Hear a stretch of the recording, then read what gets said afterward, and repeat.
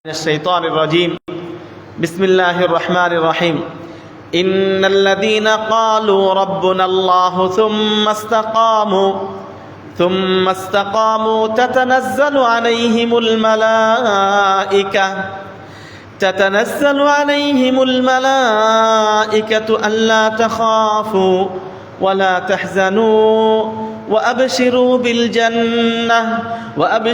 بالجنة التي كنتم توعدون نحن أولياؤكم في الحياة الدنيا وفي الآخرة ولكم فيها ما تشتهي أنفسكم ولكم فيها ما تدعون. جاء سفيان بن عبد الله الثقفي إلى رسول الله صلى الله عليه وسلم فقال يا رسول الله قل لي في الإسلام قولا لا أسأل عنه أحدا غيرك.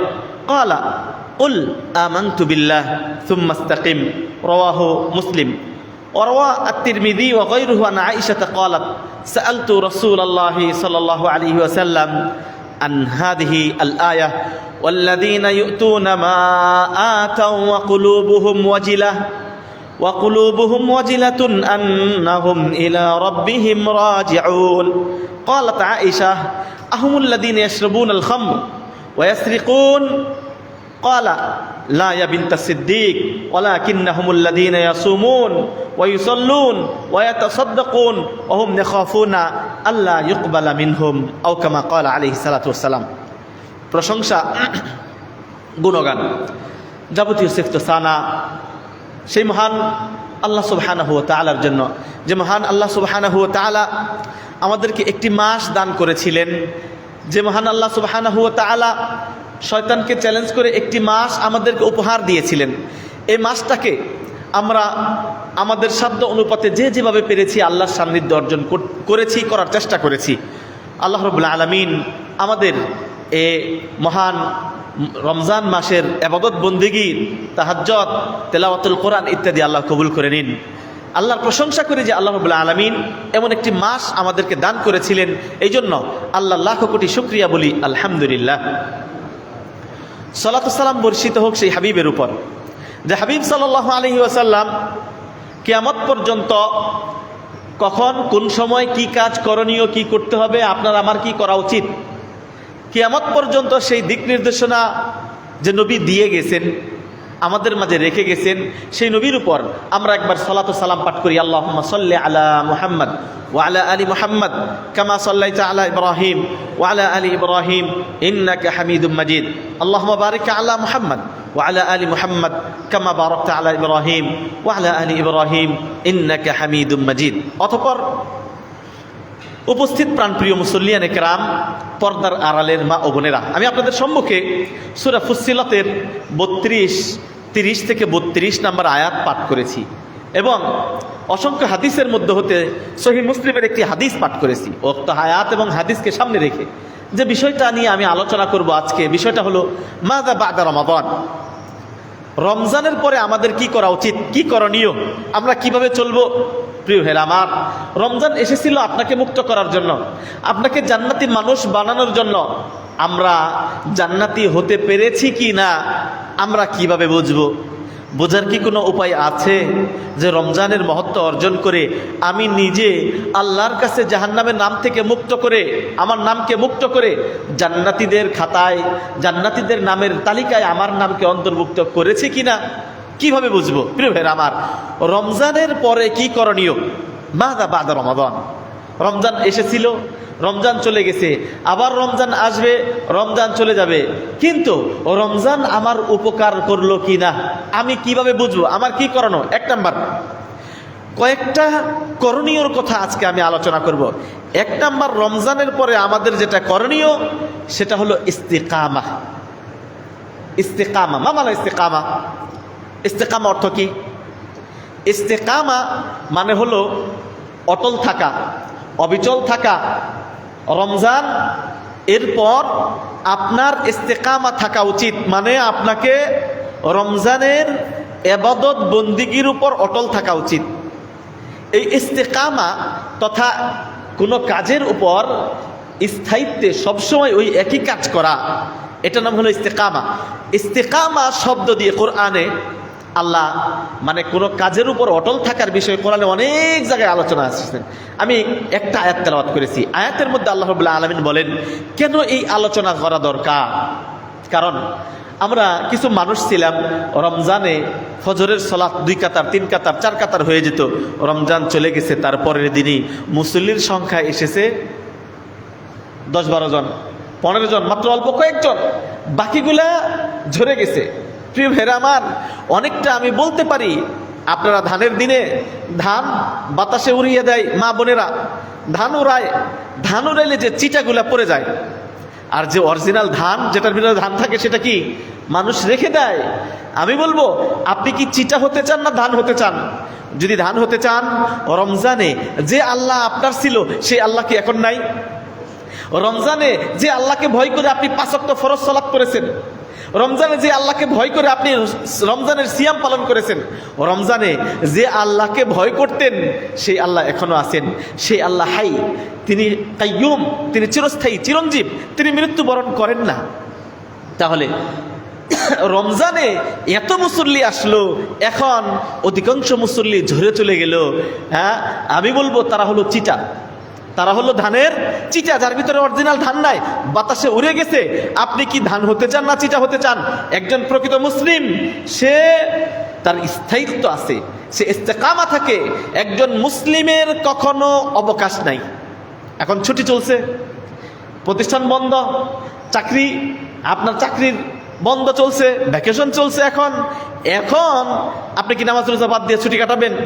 একজন মুমিনের কখনো ছুটি নাই, তার মৃত্যু পর্যন্ত সে কখনো আল্লাহর ইবাদত বন্দিগি থেকে ছুটি কাটাতে পারে না। আল্লাহ এ সুযোগ দেয় নাই। তাহলে রমজানের পরে যেটা করণীয়, 1 নম্বর হলো ইস্তেকামা থাকা। ইস্তেকামা মানে অটল থাকা। যে ইবাদত বন্দিগিগুলো আপনি আল্লাহকে খুশি করার জন্য করেছিলেন, সেই ইবাদত বন্দিগিগুলো আজও করতে হবে, আজও না শুধু মৃত্যু পর্যন্ত করতে হবে। এটা হলো 1 নম্বর করণীয়। যদি আপনি করতে পারেন, আপনার জন্য কিছু সুসংবাদ। আর যদি আপনি অটল না থাকতে পারেন, রমজানে ইবাদত বন্দিগি করেছেন, রমজান চলে গেছে, আপনি যেই সেই আবার আগের অবস্থায় ফিরে গেছেন, কোনো পরিবর্তন নাই। রমজান যদি আপনাকে চেঞ্জ না করতে পারে, রমজান যদি আপনার লাইফস্টাইল পরিবর্তন না করতে পারে, রমজান যদি আপনার পথ চলা, আপনার জীবন পরিচালনার জন্য সিস্টেমে যদি চেঞ্জ না নিয়ে আসতে পারে, এই রমজান আপনার কোনো উপকার আসে নাই। রমজানের আগে যেমন ছিলেন, রমজান একটু ভালো হয়েছিলেন, রমজান যাওয়ার পর আবার আগের মতোই। জেনে রাখুন, আপনার আল্লাহর কসম করে বলি, এই রমজান আপনার কোনো উপকার আসে নাই, কোনো উপকার আসে নাই। বিন বাজ রাহিমাহুল্লাহকে জিজ্ঞেস করা হলো, আমি কিভাবে বুঝবো আমার সৎ আমলগুলো কবুল করা হয়েছে কিনা? তিনি উত্তরে বললেন, এটা কি বোঝার কোনো উপায় আছে? আমি নামাজ পড়লাম, আমার নামাজ কবুল হয়েছে কিনা? আমি হজ করলাম, আমার হজ কবুল হয়েছে কিনা? আমি রমজানের সিয়াম পালন করলাম, আমার সিয়াম কবুল হয়েছে কিনা? আমি 1 খতম কোরআন তেলাওয়াত করলাম, কবুল হয়েছে কিনা? আমি এতেকাফ করলাম, আমার এতেকাফ কবুল হয়েছে কিনা? আমি জুমার খুতবা দিলাম, আমার জুমার খুতবা কবুল হয়েছে কিনা? এটা বোঝার কি উপায়? সৎ আমল কবুল হয়েছে কিনা এটা বোঝার উপায় কি? 1 নাম্বার বিন বাজ রাহিমাহুল্লাহ উত্তর দিলেন, তোমার সৎ আমলের পরে যদি আবার সৎ কাজ করার তৌফিক পাও, তাহলে বুঝতে হবে তোমার সৎ আমল কবুল হয়েছে। এখন রমজানের আগে আপনি একরকম ছিলেন, রমজানের রোজা রাখছেন, রমজান চলে গেছে, আপনি আবার যেই সেই। আপনার কি রমজানের আমল কবুল হয়েছে? প্রিয় ভাইরা আমার, বোঝা একদম স্পষ্ট। এই জন্য মাযা বা'দা রমাদান, আজকের খুতবার বিষয় হলো রমজানের পরে কি করণীয়।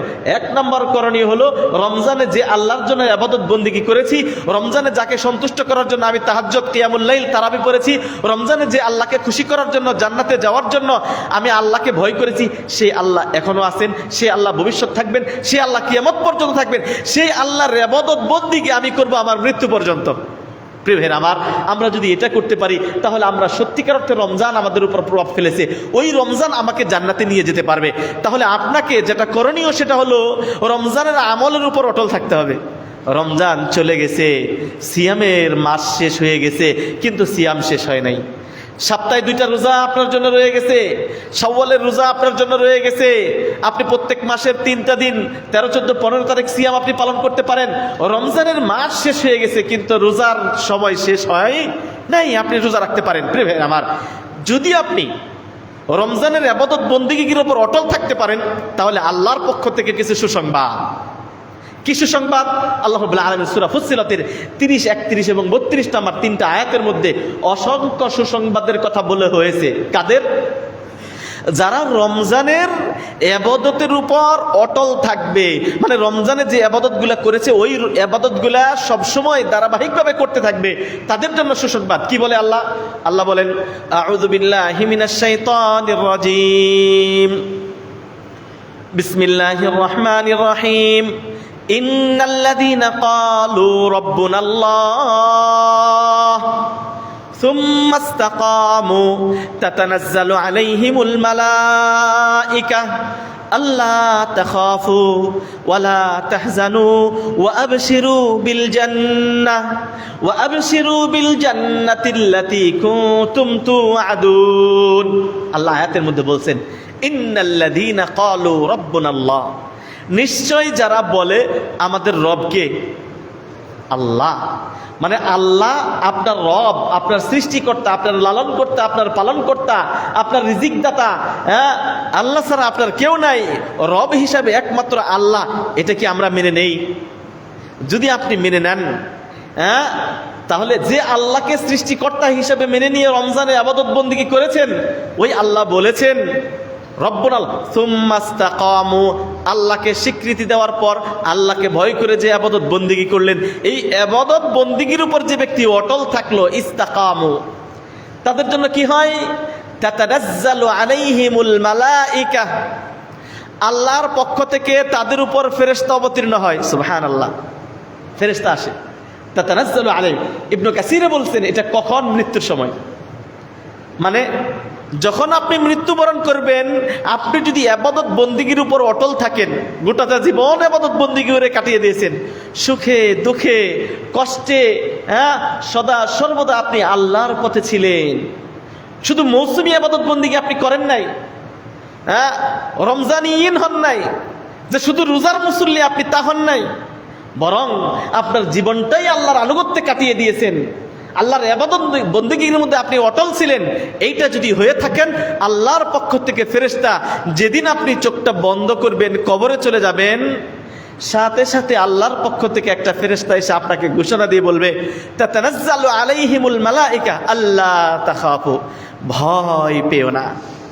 অন্ধকার কবর, পৃথিবী থেকে আপনার যোগাযোগ বিচ্ছিন্ন, কেউ আপনার পাশে নাই, ওই অন্ধকার কবরে আপনি শুধু একা, কেউ আপনার সঙ্গী নাই।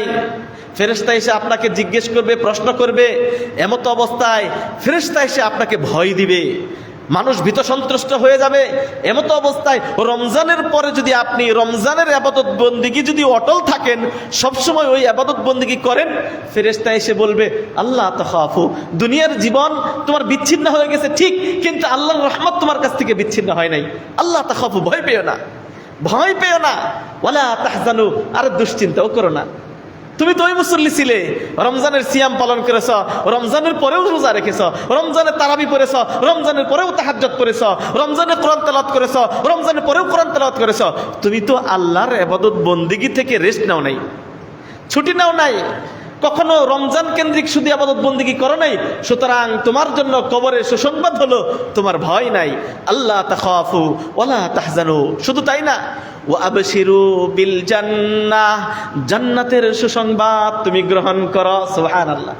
তাহলে মরণের সাথে সাথে জান্নাতের সুসংবাদ কাদের জন্য?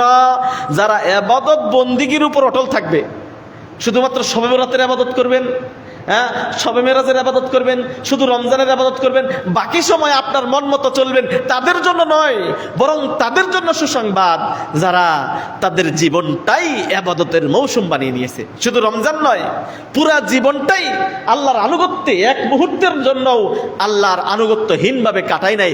ওই ব্যক্তির জন্য কবরে, অন্ধকার কবরে যখন কেউ আপনার সাহায্যকারী থাকবে না, আপনার অর্থ সম্পদ সবকিছু পড়ে থাকবে, কেউ আপনার উপকারে আসবে না, উপকারে আসবে যদি আপনি ইবাদত বন্দেগীর উপর অটল থাকেন। ফেরেশতা এসে বলবে তোমার ভয় নাই, তোমার দুশ্চিন্তা নাই, তুমি জান্নাতের সুসংবাদ গ্রহণ করো। ওয়াবশিরু বিল জান্নাহ আল্লাতী কুনতুম তুআদুন, যে জান্নাতের সুসংবাদ তোমার ইবাদতের কারণে আল্লাহ তোমাকে ওয়াদা দিয়েছেন। সুবহানাল্লাহ। তাহলে ইবাদতের উপর ইস্তেকামা যদি আমরা থাকি, আল্লাহ ওয়াদা দিয়েছেন আমাদেরকে জান্নাত দিবেন। তাহলে রমজানের পরে 1 নাম্বার আমাদের করণীয় হলো ইবাদতের উপর অটল থাকা, ইস্তেকামা থাকা। ইস্তেকামার উপর শুধু তাই না, আল্লাহ রাব্বুল আলামিন বলেন নাহনু আউলিয়াউকুম ফিল হায়াতিদ দুনিয়া ওয়া ফিল আখিরা। ভয় পেও না, দুশ্চিন্তাগ্রস্ত হয়ো না, তোমার জন্য জান্নাতের সুসংবাদ।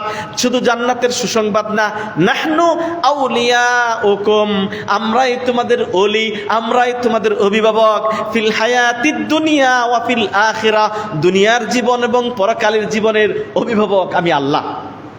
মানে আপনি তো কবরে জান্নাত পেয়ে গেলেন মরার সাথে সাথে ইস্তেকামা থাকার কারণে। এবার দুশ্চিন্তা আসতে পারে, আমার যে সন্তান রেখে আসলাম, আমার যে ছোট বাচ্চা রেখে আসলাম, আমার ছোট একটা মেয়ে ছিল, আমার স্ত্রী ছিল, আমার বাবা মা ছিল, তাদেরকে রেখে আসছি, তাদের কি অবস্থা, আপনার টেনশন হতে পারে। আল্লাহ বলেন দুশ্চিন্তার কারণ নাই, তোমার ভয় নাই, দুশ্চিন্তা করো না, তোমার জান্নাত, আমি তোমার অভিভাবক।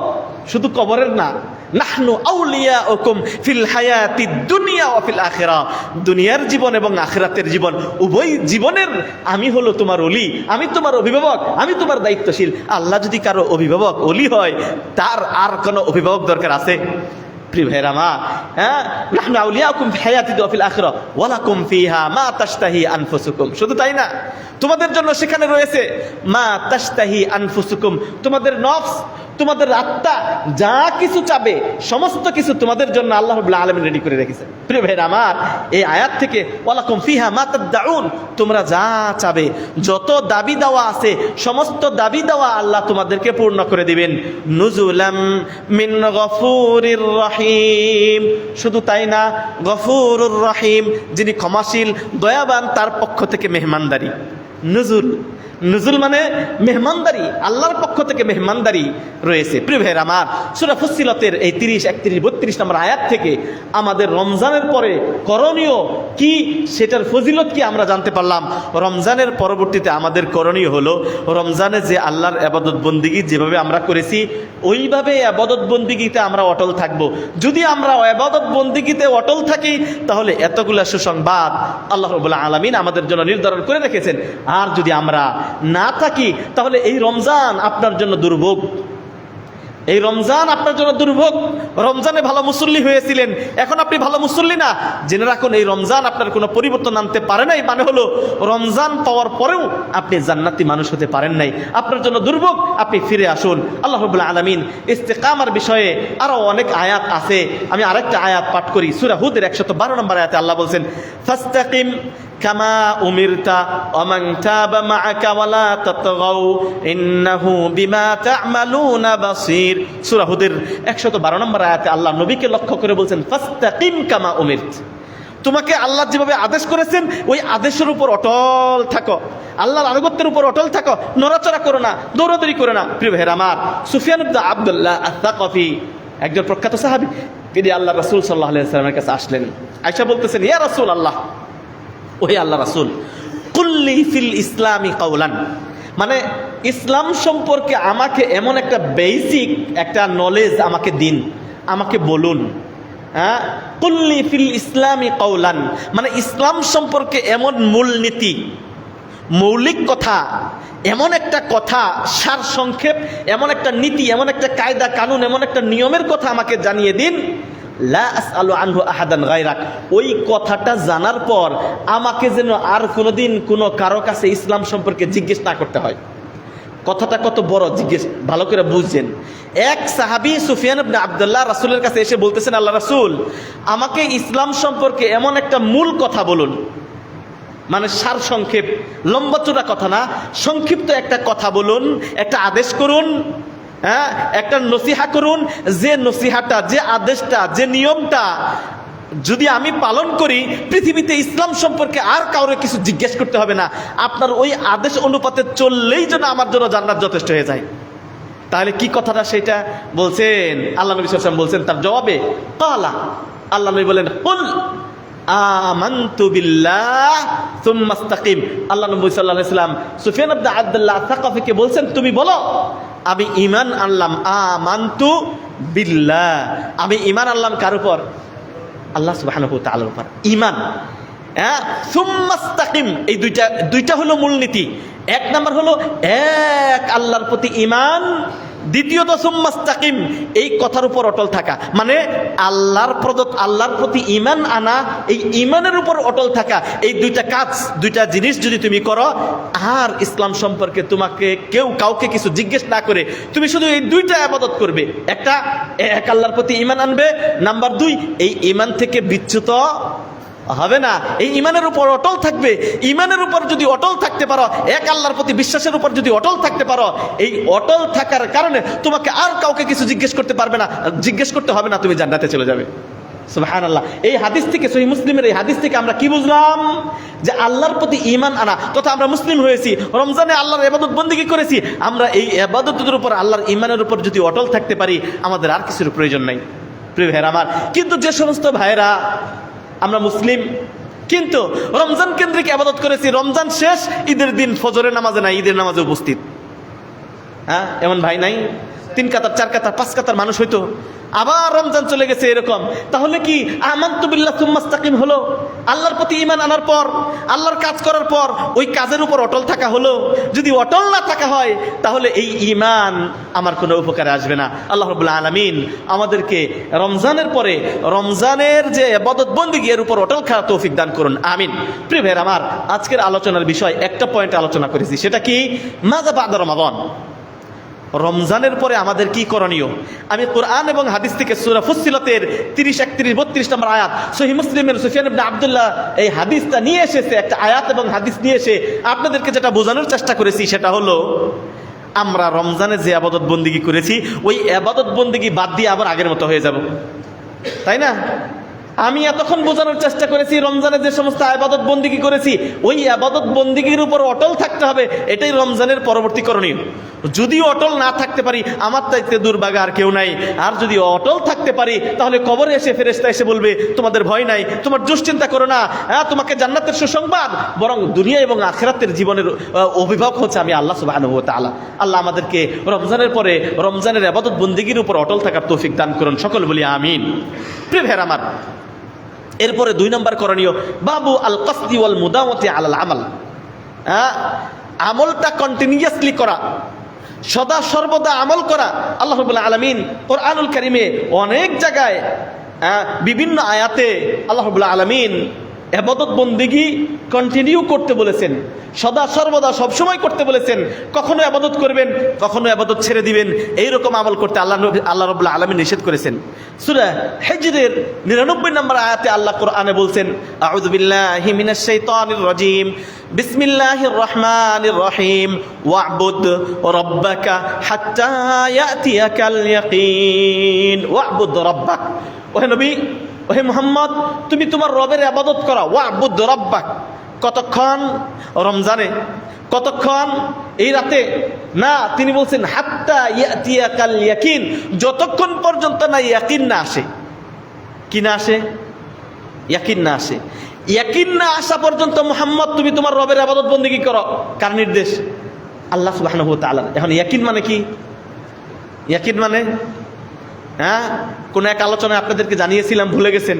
ইয়াকিন মানে কেউ বলতে পারেন না? ইয়াকিন মানে আমরা বলে থাকি ইয়াকিন মানে বিশ্বাস, তাই তো? ইয়াকিন মানে বিশ্বাস, এটাই অনেকে জানি।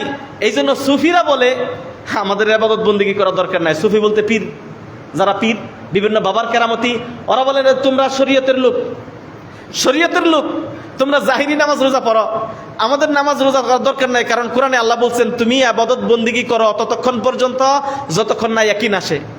ইয়াকিন মানে বিশ্বাস, মানে আমার বিশ্বাস হয়ে গেছে আমি জান্নাতি মানুষ, সুতরাং আমার আর ইবাদত বন্দেগী করা দরকার নাই। প্রমাণ কি? সূরা হিজরের 99 নম্বর আয়াত। কোরআনের আয়াত দিয়ে আপনাকে পথভ্রষ্ট করবে, আপনি কিভাবে উত্তর দিবেন? কোরআনের আয়াত দিয়ে আপনাকে পথভ্রষ্ট করবে। আল্লাহ কোরআনে বলছেন ইয়াকিন না আসা পর্যন্ত ইবাদত করো, তাহলে যার ইয়াকিন আসছে তার ইবাদতের প্রয়োজন নাই। নাউযুবিল্লাহ মিন যালিক। ইয়াকিন মানে মৃত্যু। কোরআনের ব্যাখ্যা কোরআন থেকে নিতে হবে, কোরআনের আয়াতের অর্থ নিতে হবে, বাংলা ভাষায় অর্থ নিলে চলবে না। কোরআনের আয়াতের অর্থ নিতে হবে সাহাবীরা কিভাবে বলেছেন। আল্লাহ রাব্বুল আলামিন সূরা মুজাম্মিলের শেষের দিকে বলছেন কিছু মানুষকে জাহান্নামে দেওয়া হবে। 4টা বদ আমলের কারণে যারা করছে তাদেরকে জাহান্নামে দেওয়া হবে। তখন তারা বলবে, আল্লাহ আমরা জাহান্নামে কেন গেলাম? জান্নাতীরা তাদেরকে জিজ্ঞেস করবে, তোমরা জাহান্নামে কেন গেলা? তখন তারা বলবে, ক্বালু লাম নাকু মিনাল মুসাল্লিন, আমরা মুসল্লি ছিলাম না, আমরা নামাজ পড়তাম না। ওয়া লাম নাকু নুতঈমুল মিসকিন, আমরা মিসকিনদেরকে খাবার দিতাম না। ওয়া কুন্না নাখুযু মাআল খাইদিন, আর আমরা দিনকে নিয়ে যারা ঠাট্টা বিদ্রুপ করে আমরা তাদের সাথে দিন নিয়ে ঠাট্টা বিদ্রুপ করতাম।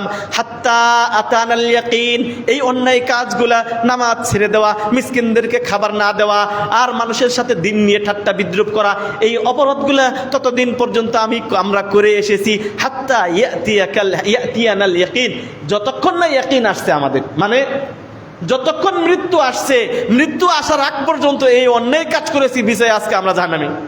তাহলে ইয়াকিন মানে মৃত্যু। আল্লাহ রাব্বুল আলামিন নবী মুহাম্মদকে লক্ষ্য করে বলছেন, ওয়া'বুদ রাব্বাক, ওহে নবী আপনি আপনার রবের ইবাদত বন্দেগী করেন হাত্তা ইয়াতিয়াকাল ইয়াকিন, যতক্ষণ পর্যন্ত আপনার মৃত্যু না আসে। তার মানে হলো একজন আল্লাহর নবীকে খেতাব করে আমাদেরকে বুঝিয়েছেন, একজন মুমিন বান্দা ইয়াকিন তথা মৃত্যু না আসা পর্যন্ত ইবাদত করবে কার? আল্লাহ সুবহানাহু ওয়া তাআলা। এটা দায়িত্ব আপনার। আমি রমজানের পরে কি করণীয়, আমি 2 নম্বর পয়েন্টে আমি আপনাদেরকে বোঝাতে চাচ্ছি। ইবাদতের উপর অটল থাকা, ইবাদত কন্টিনিউয়াসলি করা, মৃত্যু পর্যন্ত ইবাদত করা। এই জন্য একজন মুসলিমদের কখনো ছুটি হতে পারে না। অনেকে ছুটির সময় গা ভাসিয়ে দেন, বন্ধ চলতেছে বাচ্চাদের, নামাজে পাঠান না, এটা চলবে না। মৃত্যু পর্যন্ত আল্লাহর ইবাদত বন্দেগী করতে হবে। রমজানে ইবাদত করেছিলেন, এখন ইবাদত বাদ দিয়ে দিবেন, এই ইবাদত আপনার উপকারে আসবে না। প্রিয় ভাইরা আমার, এক্ষেত্রে আমরা যদি আরেকটা হাদিস আমরা শুনি, আয়েশা সিদ্দিকা রাদিয়াল্লাহু তাআলা আনহার হাদিস, তিনি বলেন, আন্না রাসূলুল্লাহ সাল্লাল্লাহু আলাইহি ওয়াসাল্লাম ক্বাল, আল্লাহ নবী সাল্লাল্লাহু আলাইহি ওয়াসাল্লাম বলেছেন, সাদ্দিদু ওয়া কারিবু সাদ্দিদু ওয়া কারিবু ওয়া'লামু আন্না লা ইউদখিলা আহাদাকুম আমালুহু আল জান্নাহ ওয়া আন্না আহাব্বাল আমালি ইলাল্লাহ আদওয়ামুহা ওয়া ইন কাল্লা। আম্মা জান আয়েশা সিদ্দিকা রাদিয়াল্লাহু তাআলা আনহা বলেন, আল্লাহ নবী সাল্লাল্লাহু আলাইহি ওয়াসাল্লাম বলেছেন, সাদ্দিদু ওয়া কারিবু, মানে তোমরা মধ্যম পন্থা অবলম্বন করো, তোমরা আল্লাহর নৈকট্যশীল অর্জন করার চেষ্টা করো। আর জেনে রেখো, তোমাদের আমলের বিনিময়ে তোমরা জান্নাতে যেতে পারবে না। আমলের বিনিময়ে কেউ জান্নাতে যেতে পারবে না। সাহাবীরা জিজ্ঞেস করলেন, ওয়ালা আনতা ইয়া রাসূলুল্লাহ, আপনিও না?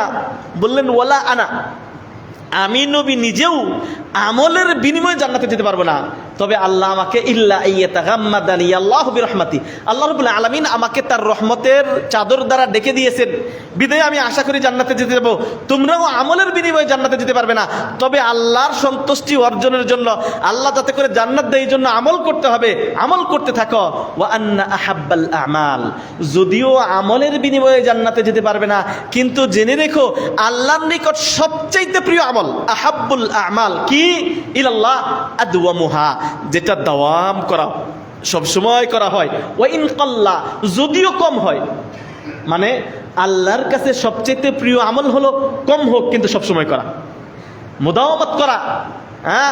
কম হোক, আপনি দান করলেন রমজান মাসে, অনেক টাকা দান করে দিলেন, রমজানের পরে দানের হাত বন্ধ, আল্লাহ এই আমল পছন্দ করে না। আল্লাহ আমল পছন্দ করেন রমজানে আপনি 2 টাকা 5 টাকা 10 টাকা 20 50 হাজার টাকা দান করেছেন, গোটা বছর যখন সুযোগ পাবেন তখনই দান করবেন। মানে কোন ইবাদতের উপর অটল থাকা। রমজানে আপনি তারাবি পড়েছেন, রমজানের পরেও তাহাজ্জুদ 2 রাকাত 4 রাকাত পড়বেন, মুদাওয়ামাত করা। রমজানে আপনি 5 ওয়াক্ত সালাত জামাতে আদায় করেছেন, রমজানের পরেও আদায় করবেন। রমজানে কোরআন তেলাওয়াত করেছেন, রমজানের পরেও কোরআন তেলাওয়াত করবেন। তথা ইবাদত বন্দেগী কম করেন কিন্তু সব সময় করেন, সদা সর্বদা করেন, এটা আল্লাহর কাছে সবচেয়ে প্রিয়। প্রিয় ভাইরা আমার, তাহলে রমজানের পরবর্তী করণীয় কি? আমরা যে সমস্ত ইবাদত বন্দেগী করে এসেছি ওই ইবাদত বন্দেগী সদা সর্বদা সব সময় করা, এটা আল্লাহর নিকট প্রিয়।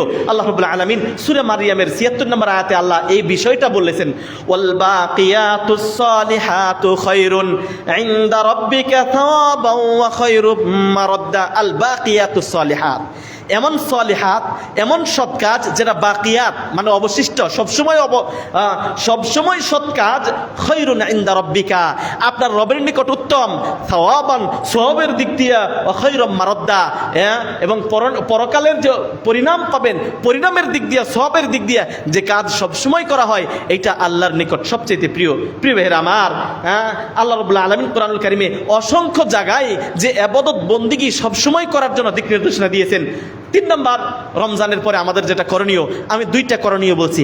1 নাম্বার বলেছি ইস্তেকামা থাকা, 2 নাম্বার বলেছি যে সমস্ত ইবাদত বন্দেগী সবসময় করেছি এটা সবসময় সর্বদা জারি রাখা, ভালো কাজগুলা জারি রাখা।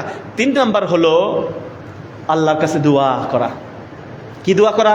রমজানের পরবর্তীতে যে কাজটা করা, আমাদের অনেকে বসে বসে ঘুমাচ্ছেন, রমজানের ইবাদত বন্দেগী করেছেন, ক্লান্ত হয়ে গেছেন, ঢেলান দিয়ে ঘুমাচ্ছেন, ঘুম চলবে না, একটু শুনতে হবে, তাহলে না কি করণীয় ওটা জানবেন। একটা মানুষ যখন জানবে তখন সে আমল করার চেষ্টা করবে।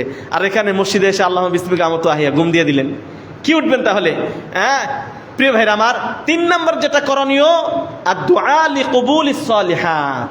রমজানে অনেক কষ্ট করছেন প্রিয় ভাইরা আমার, আল্লাহকে পাওয়ার জন্য রাত জেগেছেন, কিয়ামুল লাইল করেছেন, মা বোনেরা অনেক কষ্ট করে আপনাদের সাহারি রান্না করে দিয়েছে, তারাও কষ্ট করেছেন।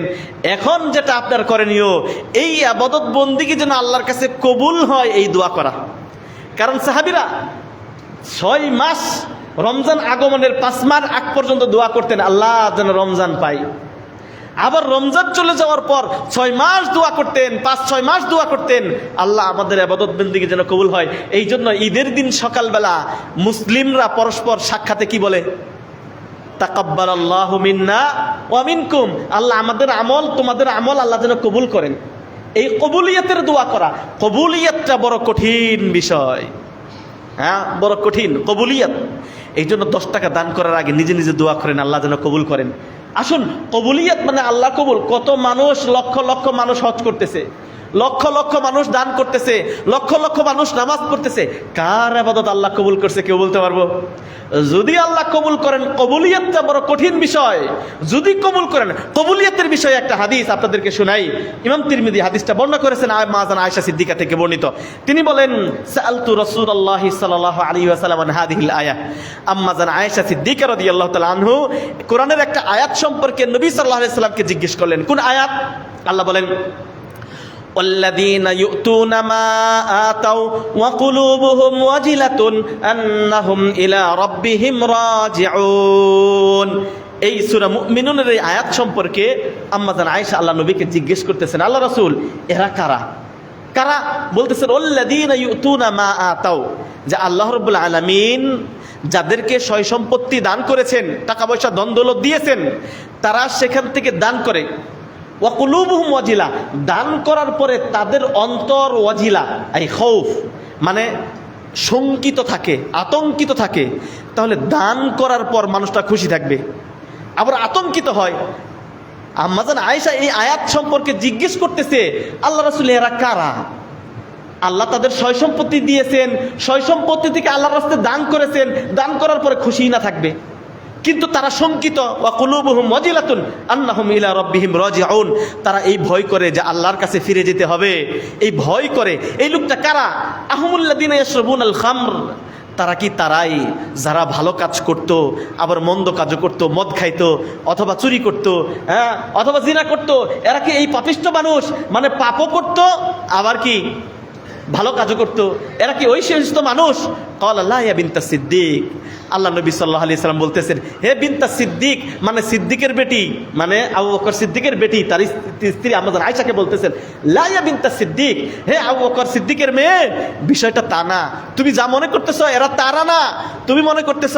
তাহলে এই সমস্ত মানুষ যারা দান করার পরেও শঙ্কিত, আতঙ্কিত, তারা হয়তো দান করেছে আবার মন্দ কাজও করেছে, এরা কি তারা? বলছেন না, এরা তারা না। ওয়ালাকিন্নাহুমুল্লাযীনা ইয়াসুমুন, তারা এরকম না, বরং তারা সিয়াম পালন করতো, রোজা রাখতো, ওয়ায়ুসাল্লুন, নামাজ পড়তো, ওয়ায়াতাসাদ্দাকুন, সদকা করতো, দান সদকা করতো, ওয়াহুম ইয়াখাফুন, কিন্তু এই আতঙ্ক করতো আল্লাহ ইউকবালা মিনহুম, হয়তো তাদের সিয়াম, হয়তো তাদের কিয়াম, হয়তো তাদের সাদাকা আল্লাহ কবুল করবো কিনা, এই শঙ্কিত থাকতো। তাহলে রমজানের পরবর্তীতে আমাদের কি করণীয়? শঙ্কিত থাকা, গর্ব না করা। বহু টাকা দান করেছি, আমি নিয়ামত আলী মসজিদে এত টাকা দান করেছি, জমি দান করেছি। না, আপনি যে দান করেছেন, আপনি যে রোজা রেখেছেন, আপনি যে কোরআন তেলাওয়াত করেছেন, আপনি যে তাহাজ্জুদ তারাবি পড়েছেন, এটা নিয়ে শঙ্কিত থাকা, আতঙ্কিত হওয়া, না জানি আমার দানটা লোক দেখানো হয়ে গেছে কিনা, না জানি আমার তারাবিটা মানুষ দেখানো হয়ে গেছে কিনা, না জানি আমার এই দানটা হয়তো আল্লাহ কবুল করে নাই, আমার সিয়ামগুলো হয়তো আল্লাহ কবুল করে নাই। এই আতঙ্কিত থাকা, এই ভয় করা, যদি ভয় করেন এটা ঈমানের লক্ষণ। কিন্তু আমরা আসলেও ব্যতিক্রম করি, আমরা অহংকার করি, এত টাকা দান করেছি, ওখানে এইটা করেছি, আমি এইটা করছি, আমি এটা করেছি। না, যারা প্রকৃত মুমিন তারা করবে ঠিক, কিন্তু জাহির করবে না। তারা আল্লাহর কাছে শঙ্কিত থাকবে, আতঙ্কিত থাকবে, ভীতগ্রস্ত থাকবে, ভীতসন্ত্রস্ত থাকবে, না জানি আল্লাহ কবুল করেছে কিনা। এই জন্য রমজানে করণীয়, রমজানের পরবর্তী করণীয় 3 নাম্বার পয়েন্ট হলো শঙ্কিত থাকা, আতঙ্কিত থাকা। কিসের আতঙ্কিত? যে আল্লাহ না জানি আমার ইবাদত বন্দেগী কবুল করেছে কিনা জানি না। আমি তো আমার সাধ্য অনুপাতে সিয়াম পালন করেছি, আমি তো আমার সাধ্য অনুপাতে তারাবি পড়েছি, কোরআন তেলাওয়াত করার চেষ্টা করেছি, না জানি আল্লাহ কবুল করেছে কিনা, এই ভয়ে আতঙ্কিত থাকা। আর আল্লাহর কাছে দোয়া করা, আল্লাহুম্মা তাকাব্বাল সিয়ামানা ওয়া কিয়ামানা ওয়া তিলাওয়াতানাল কুরআনাল কারীম। আল্লাহ আমাদের সিয়াম, আমাদের কিয়াম, আমাদের তারাবি, আমাদের কোরআন তেলাওয়াত আল্লাহ তুমি কবুল করে নাও। প্রিয় ভাইরা আমার, আলী রাদিয়াল্লাহু তাআলা আনহু থেকে বর্ণিত, তিনি বলেন, আনা আলী ইবনে আবি তালিব قال কুনু লিকুবুলিল আমালি আশাদ্দু ইহতিমামান মিনাল আমাল। আলী রাদিয়াল্লাহু তাআলা আনহুর একটা বিখ্যাত কথা, তিনি বলছেন, তোমরা আমল করার চাইতে আমল কবুল হওয়ার বিষয়টা গুরুত্ব দাও। মানেটা কি দাঁড়াইলো? মানে দাঁড়াইলো, আপনি জুমার নামাজে আসছেন, এই জুমার নামাজ আদায় করার যতটা গুরুত্ব দিবেন তার চাইতে গুরুত্ব দিবেন বেশি কিসের? যেন এটা কবুল হয়।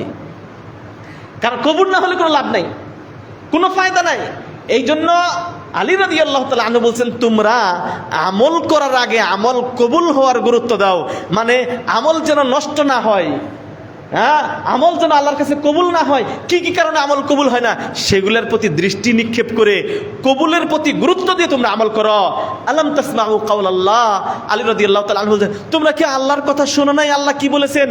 আল্লাহ বলেছেন, ইন্নামা ইয়াতাকাব্বালুল্লাহু মিনাল মুত্তাকিন। আল্লাহ তো কবুল করে থাকেন মুত্তাকিদের পক্ষ থেকে। সুতরাং যদি আপনার ইবাদত বন্দেগী যদি কবুল করে থাকেন, জেনে রাখুন আপনি মুত্তাকি। সুবহানাল্লাহ। হ্যাঁ, এটা সুন্দর একটা হাদিস, সুন্দর একটা আয়াত। হাবিল ও কাবিল, আদম আলাইহিস সালাতু ওয়াস সালামের 2টা সন্তান ছিল, হাবিল ও কাবিল। দুজনের মধ্যে ঝগড়া বাগলো, লম্বা ইতিহাস। হ্যাঁ, একজন বলল তোমাকে হত্যা করে ফেলবো, একজন আরেকজনের সাথে যার ভাগ্যে যে মেয়ে বিয়ে সেটা সে করলো না, আপনারা এটা জানেন। তখন এক ভাই বলল, আমি তোমাকে লাআকতুলান্নাক, আমি তোমাকে হত্যা করে ফেলবো। আরেকজন বলল, তুমি যদি হত্যা করতে লাইম বাসাত্তা ইলাইয়া দে আলী আকতুলাক ইন্নী আখাফুল্লাহ, তুমি আমাকে মারতে পারো, আমি তোমাকে মারতে যাব না। তুমি আমাকে মারতে পারো, হত্যা করতে পারো, আমি তোমাকে মারতে যাব না। ইন্নী আখাফুল্লাহ রাব্বুল আলামিন, আমি এক আল্লাহকে ভয় করি। তুমি আমাকে হত্যা করতে আসতে পারো, আমাকে মারতে পারো, কিন্তু আমি তোমাকে মারতে পারি না, আমি এক আল্লাহকে ভয় করি। এরপরে আল্লাহ রাব্বুল আলামিন ইন্নামা ইয়াতাকাব্বালু বলল, দুইজনে কুরবানি দাও, কুরবানি দাও। কে আল্লাহর কাছে প্রিয় এটা স্পষ্ট হয়ে যাবে। আল্লাহ রাব্বুল আলামিনের পক্ষ থেকে কুরবানি পাঠানো হলো, কুরবানি দেওয়া হলো। আল্লাহর পক্ষ থেকে আগুন এসে কুরবানি গ্রাস করে নিয়ে চলে গেল, যারটা গ্রাস করে নিয়ে গেল তার কুরবানিটা কবুল হয়েছে। হ্যাঁ, এরপরে আল্লাহ বলেন, ইন্নামা ইয়াতাকাব্বালুল্লাহু মিনাল মুত্তাকিন। যে হাবিল ও কাবিলের মধ্যে হাবিল ছিল মুত্তাকি, পরহেজগার, এই জন্য তার ইবাদত বন্দেগী আল্লাহ কবুল করলেন। তাহলে কবুল করেন মুত্তাকিদের পক্ষ থেকে। এই জন্য রমজানের পরবর্তীতে করণীয়, প্রিয় ভাইরা আমার, জুমার সময় কথা বলতে নাই। খতিব সাহেবকে খুতবা দিব, খুতবা শুনতে হয়, হাসাহাসি কথাবার্তা বললে আপনার জুমা বাতিল।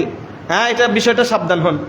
প্রিয় ভাইরা আমার, মুত্তাকিদের পক্ষ থেকে আল্লাহ কবুল করেন। এই জন্য রমজানের পরবর্তীতে করণীয় আমাদের, আমি 4টা করণীয় বললাম। 4র্থ নাম্বার করণীয় হলো আল্লাহর কাছে ফরিয়াদ করা, কামনা করা, আল্লাহ যেন আমাদের ইবাদত বন্দেগীগুলো কবুল করেন। সকল বলেন আমিন। শেষ আরেকটা কথা বলি, আব্দুল্লাহ ইবনে উমর দাখালা আলাইহি সাইলুন। আব্দুল্লাহ ইবনে উমর রাদিয়াল্লাহু তাআলা আনহু তিনি আছেন, তিনি একটা ব্যবসা করতেন। আব্দুল্লাহ ইবনে উমর রাদিয়াল্লাহু তাআলা আনহু, এই ব্যবসার মধ্যে তার সন্তানও বসে আছে। ফাদাখালা আলাইহি সাইল, তো একজন সাইল মানে যারা ভিক্ষাবৃত্তি করে, মানুষের কাছে অর্থ চায়, কিছু সাহায্য চায়, একজন সাহায্যকারী, একজন ঝাঞ্ঝাকারী ব্যক্তি, একজন সাইল ওই দোকানে ঢুকছে, কিছু চাচ্ছে। এখন আব্দুল্লাহ ইবনে উমর রাদিয়াল্লাহু তাআলা আনহু বসে আছেন, তার সন্তানও আছেন। তো তিনি বলছেন তার সন্তানকে, ইআতিহি দিনারান, 1 দিনার দিয়ে দাও। তো নিজের সন্তান দোকান থেকে 1টা দিনার বের করে দিয়েছেন। ফালাম্মা ইনসারাফা, এই ভিক্ষুকটা যখন চলে গেল, তখন তার সন্তান, আব্দুল্লাহ ইবনে উমরের সন্তান, বাবাকে বলতেছে, তাকাব্বালাল্লাহু মিনকা ইয়া আবাতা, বাবা আপনার পক্ষ থেকে এই 1 দিনার আল্লাহ কবুল করুন।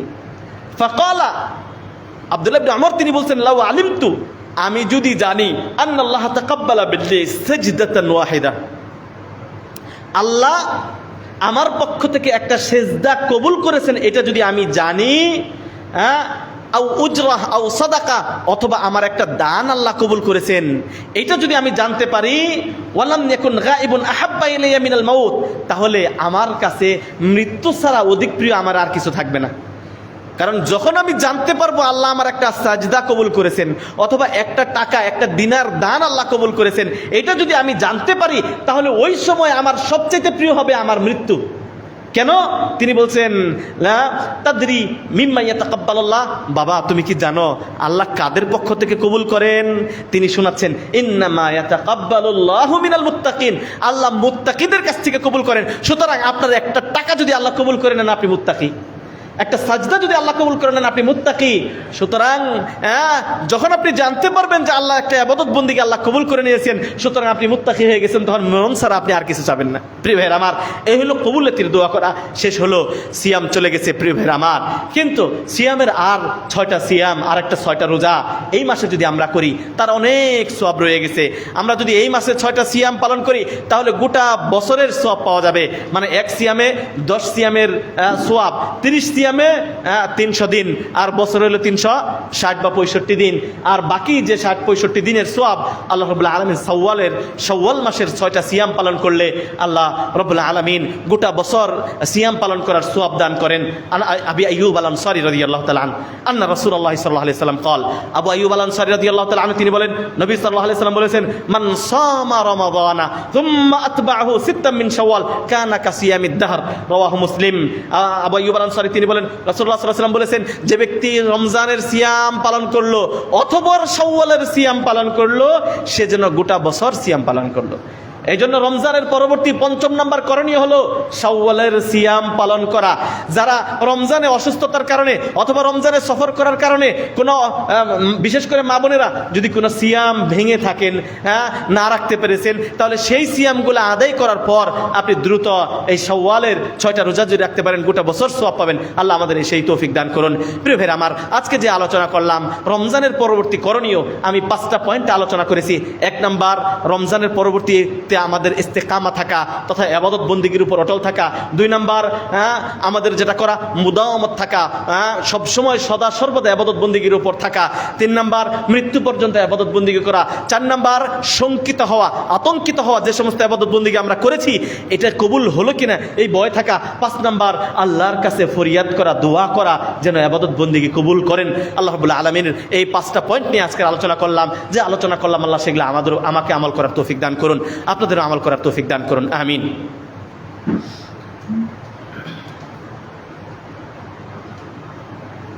إن الحمد لله نحمده ونستعينه ونستغفره ونؤمن به ونتوكل عليه ونعوذ بالله من شرور أنفسنا ومن سيئات أعمالنا من يهده الله فلا مضل له ومن يضلله فلا هادي له وأشهد أن لا إله إلا الله وحده لا شريك له وأشهد أن محمدا عبد الله ورسول الله أما بعد।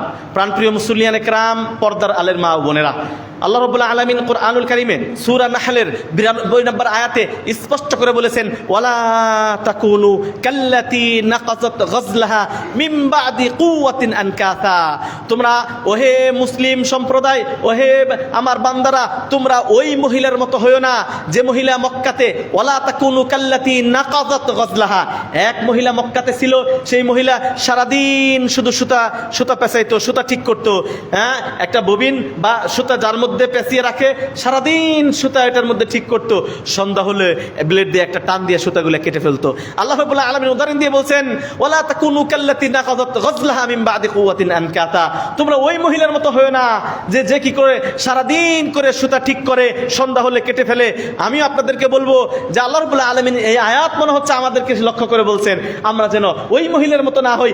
1 মাস ইবাদত বন্দেগী করেছি, বহু কষ্ট করে ঈমান ঠিক করেছি, সালাত ঠিক করেছি, আমরা রমজান যাওয়ার দেওয়ার সাথে সাথে ওই মহিলা যেমন সুতা কেটে ফেলেছি, আমরাও যেন ইবাদত বন্দিগির এই হাল যেন ছেড়ে না দেই।